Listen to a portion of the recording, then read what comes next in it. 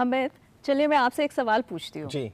हमारी आंखों में इमेज यानी कि तस्वीर कहाँ पर बनती है?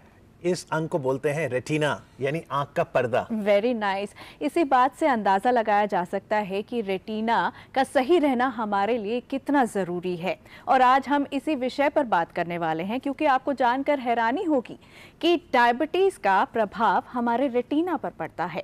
तो आइए हमारे स्पेशल गेस्ट का स्वागत करते हैं। हमारे साथ दो खास मेहमान स्टूडियो में मौजूद हैं जो इस विषय पर बात करेंगे। हमारे साथ हैं डॉक्टर यशदीप गुप्ता, आपका स्वागत है हमारे कार्यक्रम में। आप हैं additional professor department of endocrinology, AIIMS. और साथ ही वेलकम करना चाहेंगे डॉक्टर ललित आलोक का। नमस्कार डॉक्टर साहब, good morning. Senior consultant retina, Batra अस्पताल, नई दिल्ली से। डॉक्टर ललित, आप इसे शुरू करते हैं कि आंखों की जब बात होती है तो शायद हमें से बहुत से लोग समझते होंगे कॉर्निया को, पुतली को, आइरिस को, लेकिन रेटिना के बारे में समझाइए। रेटिना आंख का पर्दा क्या है, इसकी क्या विशेषता है? जी, बड़ा अच्छा सवाल है। रेटिना एक झिल्ली होती है, लाइट सेंसिटिव झिल्ली होती है, आंख के बैक पोर्शन में होती है अंदर की तरफ, और ये कैमरे की फिल्म की तरह होती है। अच्छा। जिस तरह कैमरे का लेंस ऑब्जेक्ट को फोकस करता है रेटिना फिल्म पे, उसी प्रकार आंखों का लेंस फोकस करता है ऑब्जेक्ट को रेटिना पे। इसके बाद ही कोई ऑब्जेक्ट दिखाई देनी शुरू होती है। तो ये जैसे हम तस्वीर में देख रहे हैं, कैमरे में जो फिल्म है वही आंख का रेटिना है। बिल्कुल बिल्कुल, सही मायनों में कैमरे का फिल्म है, वही आंखों का रेटिना होता है। जी। डॉक्टर यशदीप, आपसे ये समझना चाहेंगे कि जब हम डायबिटीज़, मधुमेह की बात कर रहे हैं तो इसका रेटिना के साथ कैसे कनेक्शन है? डायबिटीज़ में क्या रहता है कि हम जब कहते हैं डायबिटीज़ है क्या, बेसिकली जब ग्लूकोज लेवल्स सामान्य से अधिक हो जाते हैं तो उसको डायबिटीज़ बोलते हैं। जब अधिक मात्रा में ग्लूकोज सर्कुलेट करता है शरीर में तो वो जगह जगह डिपॉजिट होने लग जाता है, और जो नसें हैं, जो हम कहते हैं कि बड़ी नसें, छोटी नसें, उनको प्रभावित करता है। तो रेटिना की जब छोटी नसों पे प्रभाव आता है तो तब वो डायबिटिक रेटिनोपैथी कहा जाता है। जी। और अगर आप भी आज डॉक्टर यशदीप से, डॉक्टर ललित से डायबिटीज़ और रेटिना के इस विषय पे कोई सवाल करना चाहें तो हमारे स्टूडियो का नंबर नोट करें। 011 दिल्ली का STD कोड रहेगा और नंबर है 23097532। 011 is our code and number is 23097532। तो डॉक्टर ललित, अच्छे रेटिना के लिए सबसे पहले तो प्रिवेंशन क्या रखें कि रेटिना हमारा हेल्दी रहे? देखिए, मेन बात तो ये है कि नियमित तौर पे रेगुलरली आपको जांच करवानी जरूरी है। रेटिना की जांच होती है, डायलेटेड फंडस एग्जामिनेशन बोलते हैं इसे। तो पुतली को फैलाया जाता है और उससे कंप्लीट एग्जामिनेशन रेटिना का पॉसिबल होता है। ओके। तो एक तो जांच होनी चाहिए रेगुलर तौर पे। दूसरा, डाइट के ऊपर ध्यान देना चाहिए। जो रेटिना के लिए विटामिन ए बहुत ज़रूरी होता है, तो ये खाद्य पदार्थों में मिलता है। एनिमल फूड और प्लांट बेस्ड फूड सोर्सेज होते हैं, इनसे रेटिना को विटामिन ए की का पोषण मिलता है। ओके। जैसे पपीता वगैरह? बीटा कैरोटीन होते हैं पपीता जैसे, पिगमेंटेड फ्रूट्स हो गए, वेजिटेबल्स हो गए, उसमें बीटा कैरोटीन की मात्रा बहुत ज़्यादा होती है। तो ये बीटा कैरोटीन एक प्रिकर्सर है विटामिन ए का। तो बॉडी में पहुंच के ये बीटा कैरोटीन डेवलप हो जाता है, विटामिन ए में ट्रांसफ़र हो जाता है, ट्रांसफॉर्म हो जाता है। जी जी। डॉक्टर यशदीप, जब हमें डायबिटीज़ होती है तो एक तो वही इनिशियल किस तरीके के सिम्टम्स हमें नज़र आते हैं, और जब हमारी आंखों पर उसका असर होता है तो अमूमन यही होता है कि हमें लगता है कि उम्र बढ़ रही है तो शायद इसलिए वो प्रभावित हो रही है। तो ऐसे में आप हमारे व्यूअर्स को क्या कहना चाहेंगे, किस तरीके से वो जो सिग्नल्स हैं, वो जो सिम्टम्स हैं, उनको समझें? सो बेसिकली इसके जब हम डिवाइड करते हैं सिम्टम्स तो 4 फेज रहते हैं। जब हम कहते हैं कि ग्लूकोज अधिक हो गया, प्री डायबिटीज़, जब आपको सिम्टम्स नहीं है, डायबिटीज़ भी नहीं है, पर आप उसकी तरफ बढ़ रहे हैं। फिर एक फेज होता है डायबिटीज़, जिसमें आपको सिम्टम्स नहीं आएंगे। जैसे मान लो कि 126 से 180 शुगर खाली पेट रहता है तो जरूरी नहीं है कि हर पेशेंट को सिम्टम्स आए, तो एसिम्टोमेटिक फेज रहता है। जब सिम्टम्स और जब और ग्लूकोज बढ़ता है तो पेशाब ज़्यादा आना, प्यास ज़्यादा लगनी, वज़न कम होना, ये दूसरे बॉडी के जनरल सिम्टम्स रहते हैं, सिस्टेमिक सिम्टम्स। फिर जब मात्रा अधिक रहती है और कई सालों तक रहती है तो फिर अंग प्रभावित होने लग जाते हैं। तो कई पेशेंट्स कहते हैं कि 20 से 25% पेशेंट्स इवन कॉम्प्लिकेशंस में भी प्रेजेंट करते हैं। जी। लेकिन डॉक्टर साहब, आप हमें टारगेट ज़रूर बताइए, ये हेल्दी टारगेट क्या हो, चाहे हम फास्टिंग की बात करें, पोस्ट प्रेंडियल PP की बात करें। सो टारगेट्स हम जब कहते हैं कि जो एज के हिसाब से टारगेट लेते हैं, जैसे यंग पेशेंट है तो फास्टिंग तकरीबन 100, PP 140, A1 से 6। 100 से नीचे 100, 140 PP एंड A1C 6%। ओके। यदि पेशेंट कोई ऐसी मात्रा में ऐसी ड्रग्स पे है जिससे हाइपोग्लाइसीमिया रह सकता है या उम्र थोड़ी सी ज़्यादा है तो फिर 130, 180 एंड 7% A1C। जी, एक कॉलर हमारे साथ जुड़ गए हैं भोपाल से, शिवम मिश्रा। नमस्कार, अपना सवाल पूछिए। सभी को नमस्कार और बहुत बहुत धन्यवाद। मैं लगातार ये शो भी देखता हूँ, हमारे शो में लगातार ऐसे मुद्दे उठाए जाते हैं। मैं सीधा सर से प्रश्न पूछना चाहता हूँ जी सर, जिस तरीके से सर ने बताया डायबिटीज में आंखों पे प्रभाव पड़ता है, तो क्या ये बच्चों के लिए भी हो सकता है? मान लीजिए किसी को हेरिडिटरी फादर से बच्चों में है, तो क्या ये प्रॉब्लम्स बच्चों को भी हो सकती है सर? जी, thank you Shivam ji. Doctor साहब? जी बिल्कुल, ये प्रॉब्लम बच्चों में भी होती है। अगर उनकी ब्लड शुगर लेवल कंट्रोल में नहीं है तो ये बच्चों में किसी भी उम्र में ये प्रॉब्लम हो सकती है। डायबिटिक रेटिनोपैथी ज़रूरी नहीं है कि वृद्ध अवस्था में ही हो या अडल्ट्स में ही हो, बच्चों में भी हो सकती है ये प्रॉब्लम। लेकिन डॉक्टर साहब, जो आप पैरामीटर्स बता रहे थे, हमने ये जाना हेल्दी पैरामीटर डायबिटीज़ का है फास्टिंग 100 से नीचे, पोस्ट प्रेंडियल यानी खाना खाने के बाद 140 यंग पेशेंट है, नहीं तो 130 एंड 180। लेकिन जो तीसरा आपने बोला A1C, ये HbA1C क्या होता है? हीमोग्लोबिन A1C जिसको हम कहते हैं, वो बेसिकली क्या करता है, जो 2-3 महीने की आपकी लास्ट शुगर एवरेज है उसको डिपिक्ट करता है, उसको बताता है कि आपका पिछले 3 महीने में क्या ग्लूकोज का लेवल रहा है। अच्छा। सो फास्टिंग पीपी में ये होता है कि जैसे आपने अपना खाने का बदलाव 5-7 दिन पहले भी कर लिया तो आपका फास्टिंग पीपी ठीक आ सकता है। पर A1C आपका रिफ्लेक्ट कर देगा कि आपने पिछले 3 महीने में कैसा रहा। ब्लड टेस्ट से ही आता है ये ब्लड टेस्ट है A1C। जी डॉक्टर ललित, ब्लड प्रेशर और कोलेस्ट्रॉल, इसका क्या प्रभाव पड़ता है हमारे रेटिना पर और ये कैसे लिंक्ड है इस चीज़ के साथ? देखिए, जिस तरह डायबिटीज़ अफेक्ट करता है रेटिना को, वैसे हाइपरटेंशन अनकंट्रोल्ड हो स्पेशली तो ब्लड वेसल को वो डैमेज कर देता है। तो इसमें ब्लड वेसल ब्लॉकेज हो जाता है रेटिना पे और ब्लीडिंग भी हो सकती है अगर अनकंट्रोल्ड हाइपरटेंशन है। और एंड केसेस में, एडवांस केसेस में तो ऑप्टिक नर्व स्वेलिंग भी आ जाती है जिससे कि अंधापन भी हो सकता है इसमें। जी बिल्कुल। तो यानी अगर किसी को डायबिटीज़ है तो बीपी और कोलेस्ट्रॉल, उसकी भी दिक्कत रहेगी? कोलेस्ट्रॉल भी एक्चुअली, अगर कोलेस्ट्रॉल एज सच आइज़ को तो इतना ज़्यादा इफेक्ट नहीं करता है, लेकिन ब्लड प्रेशर काफ़ी हद तक, मतलब काफ़ी कॉमन है इस तरह की बीमारी। जी, इस समय अरविंद जी हैं फोन लाइन पर। हेलो जी, अपना टेलीविजन का वॉल्यूम कम कर दीजिए और जल्दी से सवाल करिए। हेलो जी, अपना सवाल पूछिए। जी डॉक्टर साहब, मुझे शुगर है जी। इसके पहले नहीं था, 2 साल से है। मेरा 160-70 रहता है और दवा खाने के बाद लूज मोशन होने लगता है। आपकी उम्र कितनी है? 52 साल डॉक्टर साहब, 52 ईयर। और आपने क्या कहा, शुगर कितनी है आपकी? 160-70 रहता है सर। ये खाना खाने के बाद है? खाने के पहले सर, खाली पेट। डॉक्टर साहब, आप कहते खाली पेट 100 से नीचे, ये 160-170 बता रहे हैं। इसमें 2 चीज़ों का आपने ध्यान रखना है। एक तो कुछ मेडिकेशंस ऐसी होती हैं जो पेट को ख़राब कर सकती हैं, तो वो आपको अपनी मेडिकेशंस के साथ डॉक्टर को मिलेंगे, वो आपको बताएंगे, और यदि वो कोई मेडिकेशन सूट नहीं करती तो वो उसमें बदलाव लेके उससे दिक्कतें कम हो जाती हैं। और दूसरा ये रहता है कि कई बार डायबिटीज़ में जो पेट की मोटिलिटी है वो प्रभावित होती है, तो यदि कोई मतलब ड्रग्स के साथ एसोसिएटेड नहीं है तो फिर पेट वाले डॉक्टर को दिखाने से उसका निवारण हो सकता है। जी, तो डॉक्टर साहब, अगर जैसे किसी की अब 170 वगैरह आई, इसका मतलब वो डायबिटीज़ है, तो फिर दवा कब दी जाती है उसको? 160-70 है तो फिर ये देखते हैं कि डाइट एक्सरसाइज में कोई गड़बड़ तो नहीं है। अच्छा। यदि डाइट एक्सरसाइज में कमी है तो उसको पूरा करना जरूरी है, और यदि सब कुछ ठीक चल रहा है तो फिर ड्रग्स की मात्रा को बढ़ाना पड़ता है। जी, लेकिन जैसे आपने बताया डॉक्टर ललित कि आंखों में जो छोटी नसें हैं वो ब्लड वेसल हैं जिस पे प्रभावित होता है, तो अब सिम्टम्स में हमने देखा है रेटिना का एक बड़ा अनोखा सिम्टम है कि आंख के सामने आपके फ्लोटर्स आएंगे, जैसे मच्छर की तरह, ऐसे लगता है मच्छर जा रहे हैं। ये पकड़े, ये आए फिर हम आपके पास, रेटिना स्पेशलिस्ट के पास। देखिए, डायबिटिक रेटिनोपैथी में शुरुआती लक्षण शुरुआत में तो नहीं पता चलता है कि डायबिटिक रेटिनोपैथी हो गई है। जब एडवांस स्टेज पे पहुंच जाते हैं तो फ्लोटर्स दिखने शुरू हो जाते हैं या दृष्टि में कमी आनी शुरू हो जाती है। तो वैसे तो हमेशा आपको रेगुलर जांच करवानी ज़रूरी है, dilated fundus examination extremely important है, लेकिन ये सिम्टम्स आने शुरू हो जाए फिर तो और भी इसेंशियल हो जाता है कि आप डायलेटेड फंडस एग्जामिनेशन करवाएं। ये डायलेटेड फंडस मतलब रेटिना का चेकअप? ये पुतली होती है, पुतली को डायलेट करके जांच पॉसिबल होती है, रेटिना की कंप्लीट जांच। ओके जी, महाराष्ट्र से एक कॉलर जुड़ गए हैं हमारे साथ, इकबाल। नमस्कार, अपना सवाल पूछिए। हाँ,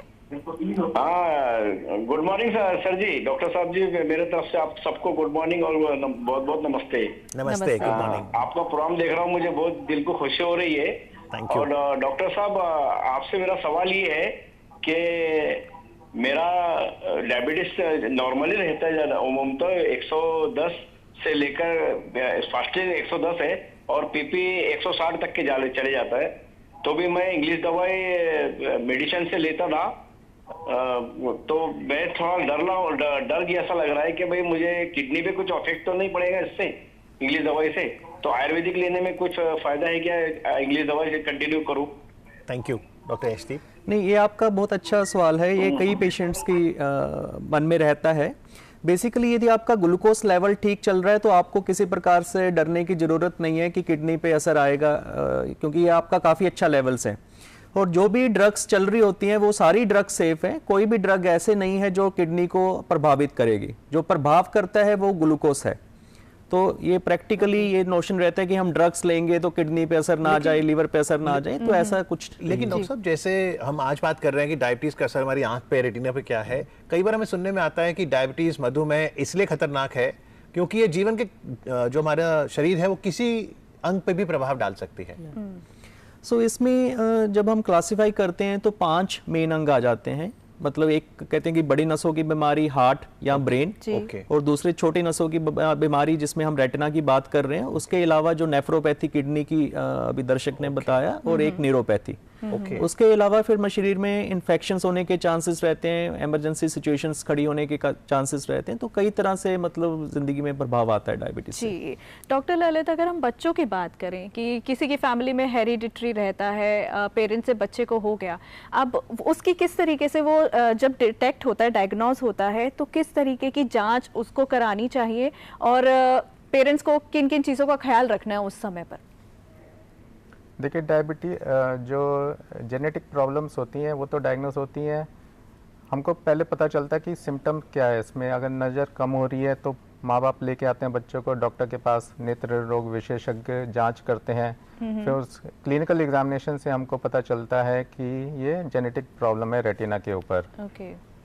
तो इसकी जांच में तो बेसिकली क्लिनिकल डायग्नोसिस होता है मेनली, और इसमें जेनेटिक टेस्टिंग की जा सकती है, लेकिन बेसिकली ये क्लिनिकल डायग्नोसिस होता है। पर डॉक्टर साहब, यहाँ पे ये समझना भी ज़रूरी है कि जैसे हम जब चश्मा लगाते हैं और आपको दिख नहीं रहा है तो आप अपने ऑप्टोमेट्रिस्ट को जाके कहते हैं, डॉक्टर को कहते हैं कि भाई आप नंबर दे दीजिए, लेकिन रेटिना का ऐसे नंबर से ज़्यादा लेना देना नहीं है।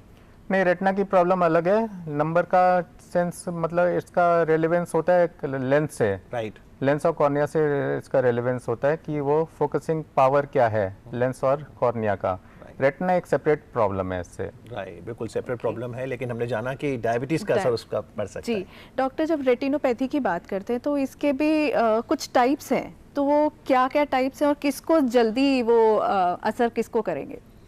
जो टाइप्स की बात करते हैं, जैसे डॉक्टर साहब ने पहले भी बताया कि हमें दिक्कत आने पे डॉक्टर के पास नहीं जाना है, दिक्कत ना आए इसलिए हमें डॉक्टर के पास रेगुलर चेकअप करवाना है जी। तो उसका जो फेज होता है, हम बोलते हैं एक नॉन प्रोलिफरेटिव डायबिटिक रेटिनोपैथी, जिसमें मतलब अभी ज़्यादा प्रभाव नहीं आया पर वो स्टार्ट हो चुका है।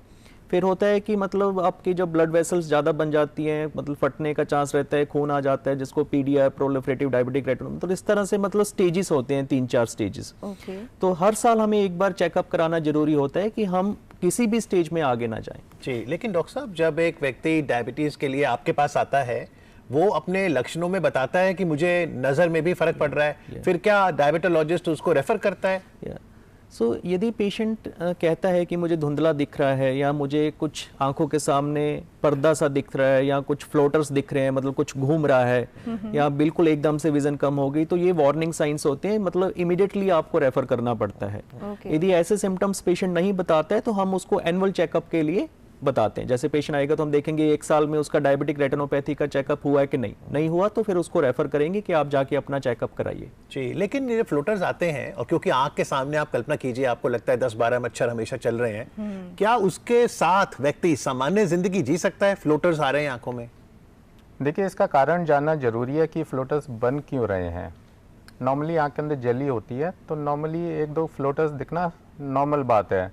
लेकिन अगर एक गुच्छा सा आ रहा है, 10-15 फ्लोटर्स अचानक से उत्पन्न हो गए हैं, सडनली डेवलप हो गए हैं, तो इसका मतलब ये हो सकता है कि आँख के अंदर ब्लीडिंग हो गई है या रेटिना की कोई प्रॉब्लम है जिसकी वजह से ये फ्लोटर्स दिखाई दे रहे हैं। तो इस कंडीशन में आपको तुरंत दिखाना चाहिए, जांच करवानी चाहिए आई विशेषज्ञ से। तो जो आप डायलेट करके फंडस एग्जामिनेशन करते हैं, उससे आपको और कौन कौन सी बीमारियों को पता लगता है, जैसे कैटरैक्ट या डायबिटीज का भी पता लग जाता है? डायलेटेड फंडस एग्जामिनेशन के साथ साथ आपको कैटरैक्ट के बारे में भी जानकारी पता चलती है, और ये कंप्लीट एग्जामिनेशन पॉसिबल हो जाता है आई का डायलेटेड फंडस एग्जामिनेशन से। ओके, तो डॉक्टर जब डायग्नोज हो गया तो किस तरीके का ट्रीटमेंट रहता है? क्या जिंदगी भर वो दवाइयाँ लेनी पड़ेंगी या कोई सर्जरी करानी पड़ेगी? देखिए, इस पे डिपेंड करते हैं। यदि हम ये सोचो कि डायबिटिक रेटिनोपैथी आ चुकी है, तो एक जैसे लेज़र थेरेपी होता है या कुछ प्रकार के इंजेक्शंस होते हैं जो मतलब यदि कोई डैमेज है उसको आगे ना बढ़े या उसको कंट्रोल करने के लिए, या कई बार पूरा ब्लड आ जाता है तो हो सकता है कि सर्जरी भी करवाना पड़े, जैसे विट्रेक्टमी वगैरह करते हैं। और दूसरा ये रहता है कि हमें किसी भी स्टेज पे ये जानना बहुत ज़रूरी है कि रिवर्सिबल चीज़ें बहुत कम होती हैं डायबिटीज़ में। तो सारा जो एक्शन होता है वो प्रिवेंशन पे होता है कि जो भी स्टेज है हम अपनी उस स्टेज पे बेस्ट एफर्ट डालें कि हम उससे आगे ना बढ़े, और रेगुलर डॉक्टर्स के टच में रहें कि कोई भी चीज़ है समय रहते उसको टैकल किया जाए। तो प्रिवेंशन के तौर पर फिर क्या करें? प्रिवेंशन आप 3 प्रकार को हो जाता है। जैसे प्रिवेंशन आप डायबिटीज़ में ही ना जाएं, जिसमें जैसे आपने सबसे पहले अपने दर्शकों को दिखाया कि डाइट, एक्सरसाइज वो इम्पोर्टेंट है कि आप आगे बीमारी में ही ना जाएं। फिर यदि डायबिटीज होता है तो आप अपना रेगुलर चेकअप कराएं, सारे रिस्क फैक्टर्स कंट्रोल रहें, आप कॉम्प्लिकेशंस में ना जाएं।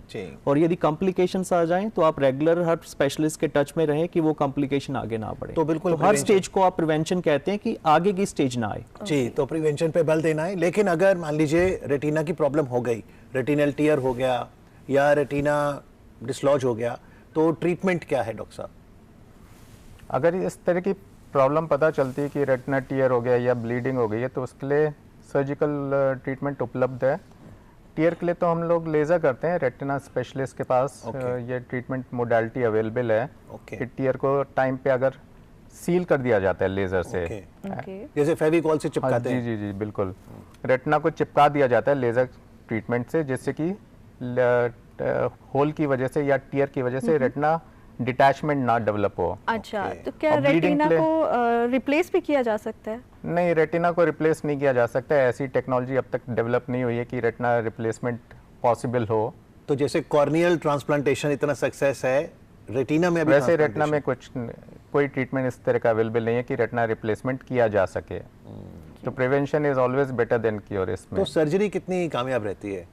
डिपेंड करता है कितना सिवियरिटी ऑफ डिजीज के ऊपर डिपेंड करता है। अगर मामूली खराबी है तो surgery is capable of giving full result. और डॉक्टर साहब, हमने देखा है जैसे कंजंक्टिवाइटिस होता है, एक आंख में हुआ तो दूसरे पे भी हो जाता है। अगर भगवान न करे रेटिना की दिक्कत एक आंख में आई, दूसरी सुरक्षित रहेगी? देखिए, डायबिटीज़ अगर सिस्टमिक बीमारी है जैसे हाइपरटेंशन या शुगर की वजह से, तो ये सिस्टमिक बीमारी हर बॉडी के हर अंग को अफेक्ट करती है। तो इस तरह दोनों आईज साइमल्टेनियसली अफेक्ट होती हैं इसमें कंडीशन में। लेकिन कुछ बीमारियां जो एक ही तरफ की आंख को अफेक्ट करती हैं। जी, शुगर पेशेंट्स जो होते हैं, आमतौर पर हमने देखा है कि उन्होंने जाना कि शुगर हो गया है तो वो एकदम से अपनी शुगर कट डाउन कर देते हैं, और किसी भी चीज़ को खाने से 10 बार वो सोचते हैं कि खाएं कि ना खाएं। तो वो पॉइंट्स है जिनको ध्यान में रखा जाए ताकि वो जो शुगर लेवल है वो कंट्रोल रहे? देखिए, इसमें कट डाउन जब हम कहते हैं तो वो 2 प्रकार का कट डाउन हो सकता है। एक तो यदि आप गलतियां कर रहे हो कि आप मतलब जैसे फास्ट फूड खा रहे हो या सॉफ्ट ड्रिंक्स ले रहे हो, तो वो तो 100% कट डाउन डिजायरेबल है। दूसरा कट डाउन होता है कि हम एक्सेसिव फियर में अपनी नॉर्मल डाइट को कट कर रहे हैं, कि हर आदमी के हिसाब से, मतलब वेट के हिसाब से, हाइट के हिसाब से एक डाइट चार्ट बनता है। तो यदि आपका डाइट चार्ट 1400 कैलोरीज है, आप जस्ट फियर के हिसाब से आप 800-900 कैलोरीज पे आ रहे हैं, डाइट इज नॉट डिजायरेबल। क्योंकि यदि न्यूट्रिशन कहीं से ऑप्टिमली कट होगी तो वो कहीं ना कहीं पे अफेक्ट करेगी। तो यानी कि यहाँ पर ये बात भी ध्यान में रखनी है कि अगर आप अपना शुगर का टेस्ट कराने जा रहे हैं तो आपको एक बार डाइटिशियन को भी कंसल्ट कर लेना चाहिए। डाइटिशियन के साथ कंसल्टेशन जरूरी है कि वो आपको समझे, आपकी चॉइस को समझे और आपके अप्रोप्रिएटली बीमारी को ध्यान में रखते हुए, आपके कल्चरल डाइट को ध्यान में रखते हुए, आपकी ज़रूरत को डाइट ध्यान में रखते हुए एक आपको डाइट प्लान दे जो आपको फॉलो करना है। जी, और डॉक्टर साहब, क्योंकि मेडिकल साइंस में रिसर्च हमेशा होती है, तो आपको क्या लगता है चलते चलते भविष्य में रेटिना को लेकर कौन से एरियाज हैं जिस पर रिसर्च हो? क्या बायोनिक आई, आर्टिफिशियल आई की बात होती है, वहाँ पर कुछ प्रगति है? देखिए, यूएस जैसी कंट्री और फ्रांस और जर्मनी में आर्टिफिशियल रेटिना डेवलप किया जा चुका है। एक इलेक्ट्रॉनिक डिवाइस होता है जो इम्प्लांट कर दिया जाता है, एक एक्सटर्नल कंपोनेंट होता है उसमें और एक इंटरनल कंपोनेंट होता है जो रेटिना के क्लोज कांटेक्ट में होता है। तो जेनेटिक बीमारी जैसे कि रेटिनाइटिस पिगमेंटोसा में ये कुछ सीमित हद तक काम करता है, लेकिन इसमें और स्कोप है कि फर्दर रिसर्च के बाद और डेवलप किया जा सके इसको। ओके डॉक्टर साहब, डायबिटीज़ में क्या रिसर्च एरियाज हैं? हमें वो रोज़ गोली ना लेनी पड़े, इंसुलिन का इंजेक्शन ना लेना पड़े डॉक्टर साहब। देखिए, ऐसा है, हर जो रिसर्चर्स, आप एक कम्युनिटी जो मतलब पेशेंट्स के लिए काम कर रही है, वो ये समझती है कि मतलब ये बीमारी का इलाज थोड़ा कठिन है, इसको सरल बनाना चाहिए। उसके लिए क्या है, यदि हम गोली की बात करें, ऐसी गोली जो हाइपोग्लाइसीमिया ना करें, उसको हम टेक्नोलॉजिकल एडवांसमेंट बोलते हैं। इंसुलिन जो आप मील के साथ कोई रिलेशन ना हो, आप किसी टाइम भी ले सके, उसे टेक्नोलॉजिकल एडवांसमेंट वो हो चुका है। फिर अभी हम कहते हैं कि एक बेसल इंसुलिन होता है जो डेली इंजेक्शन लगता है, अब हम हफ्ते में एक इंजेक्शन, वो अभी आ चुका है।